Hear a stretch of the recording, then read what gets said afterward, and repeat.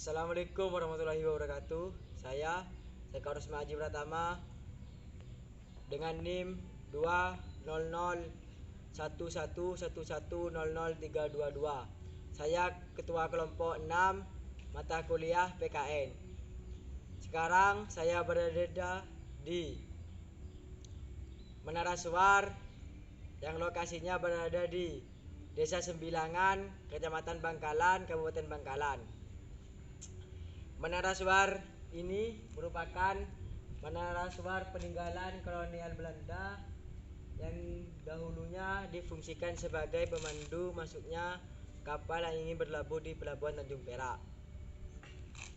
Menara Suar ini didirikan pada tahun 1879.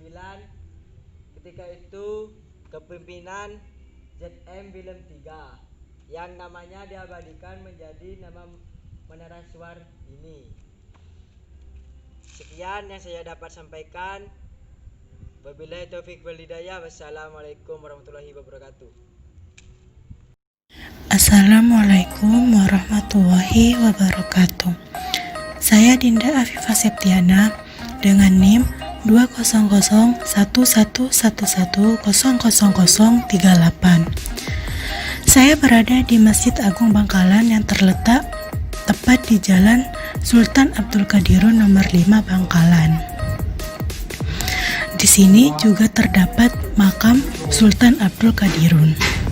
Sosok dari Sultan Abdul Qadirun sendiri sebenarnya mempunyai nama asli Raden Maulana Abdul Qadir.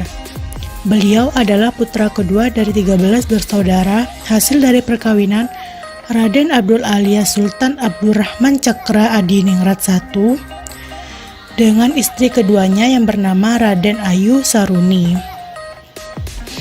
Selain menjadi seorang raja, beliau juga seorang ahli agama yang khusyuk, namun juga terkenal sebagai seseorang yang ahli strategi dan taktik berperang.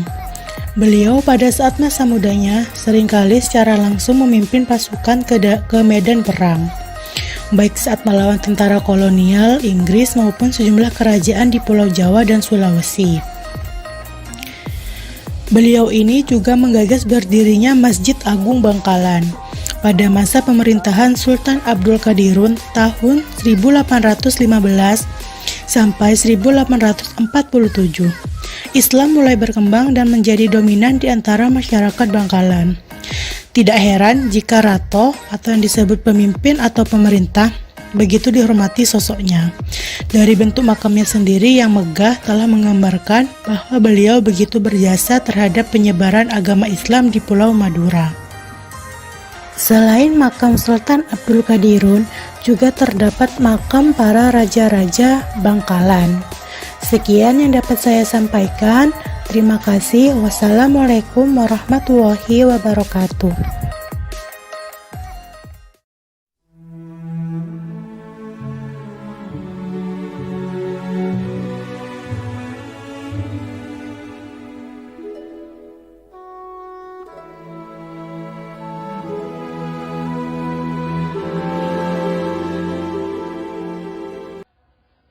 Assalamualaikum warahmatullahi wabarakatuh. Perkenalkan, saya Sofia Lutfi Kosasi dengan NIM 2001111000026. Saat ini, saya sedang berada di Museum W.R. Supratman. W.R. Supratman merupakan pencipta lagu kebangsaan Indonesia yang berjudul Indonesia Raya. Museum W.R. Supratman didirikan dari bentuk apresiasi pemerintah Kota Surabaya terhadap almarhum. Di dalam museum, terdapat barang-barang yang digunakan almarhum selama beliau masih hidup. Hingga barang kesayangannya seperti biola masih tersimpan di dalamnya. Sekian yang dapat saya informasikan. Wassalamualaikum warahmatullahi wabarakatuh. Assalamualaikum Bapak, saya Rahmatul Sofiana dari mahasiswa Fakultas Hukum Universitas Sriwijaya Madura. Mau sedikit bertanya tentang Museum 13 Lihora. Yang pertama, apakah museum ini berhubungan dengan sejarah Bojonegoro? Sudah jelas secara geologis maupun paleontologis. Nah, kalau geologi ya masalah semua hunian yang ada di Bojonegoro, di wilayah geografi Bojonegoro,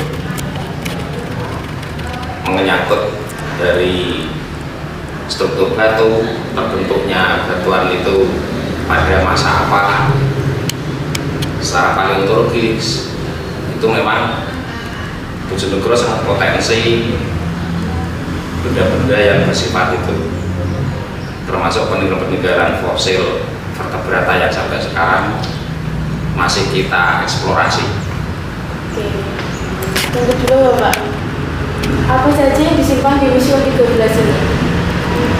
Semula memang kami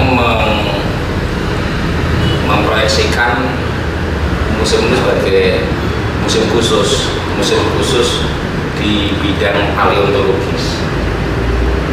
Nah, jadi benda-benda yang banyak tersimpan di sini ya berupa fosil-fosil, terutama sampai sekarang itu fosil-fosil hewan vertebrata maupun moluska yang berada di wilayah geografi Bojonegoro.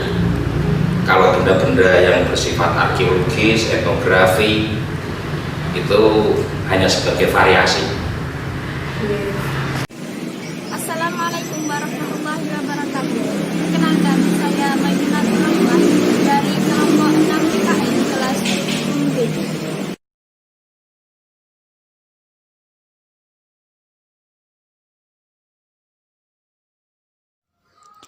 Museum Kambang Putih yang beralamat di Jalan Kartini nomor 3 Tuban ini merupakan unit pelayanan terpadu daerah di bawah Dinasti Pendidikan Pemuda dan Olahraga Kabupaten Tuban.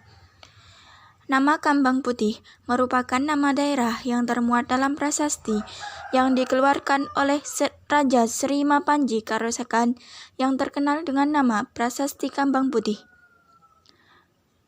Museum Kambang Putih memiliki jenis koleksi yang variatif, yakni koleksi arkeologika, koleksi biologika, koleksi etnografika, koleksi kramnikologika, hingga koleksi numismatika.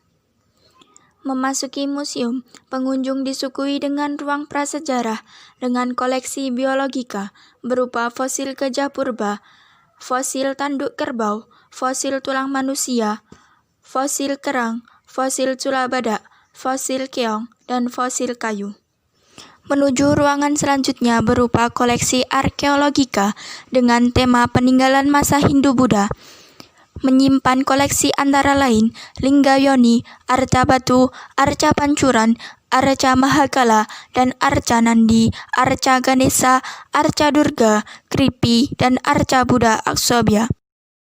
Halo semuanya, saya Monika Mailinda Silayan, NIM 2001111000342. Di sini saya akan menjelaskan Benteng 7 Lapis sebagai salah satu tempat bersejarah yang ada di Tambusai Utara, Riau. 7 Lapis atau Kubu Aur Duri merupakan salah satu cagar budaya yang terdapat di Tambusai Utara, Riau. Benteng ini dibangun pada tahun 1834 sebagai benteng pertahanan paling kuat dan paling lama ditaklukkan Belanda untuk menangkap salah satu bagian dari kaum Padri, yakni Tuanku Tambusai. Benteng ini terdiri dari 7 lapis tembok yang terbuat dari tanah liat yang berasal dari sungai Batang Sosa. Pada setiap lapisan tembok memiliki perbedaan tersendiri agar lawan tidak dapat dengan mudah menaklukkannya. Contohnya, pada lapisan tembok terluar terdapat parit sedalam 10 meter dan tanaman berduri agar lawan tidak bisa memanjatnya. Kemudian juga terdapat jalan rahasia untuk melarikan diri ke sungai Batang Sosa apabila keadaan mulai mendesak. Namun sayangnya, karena termakan waktu dan kurangnya perhatian pemerintah setempat, bentuk benteng yang dahulu berlapis 7 kini sudah tidak bermanfaat. Zainul Anwar dari Fakultas Hukum Ilmu Hukum, NIM saya 20011000341. Saya berada di Museum Cakraningrat, Bangkalan. Berdasarkan pemikiran dan tanggung jawab dalam melestarikan benda-benda bersejarah, maka beberapa sesepuh menyarankan agar benda-benda bersejarah tersebut agar lebih diperhatikan dan dilestarikan. Sejak saat itu, benda-benda bersejarah tersebut diresmikan menjadi koleksi museum. Kemudian, gedung museum ini dinamakan Cakraningrat yang diresmikan penggunaannya oleh Gubernur Jawa Timur Imam Utomo pada tanggal 13 Maret 2008.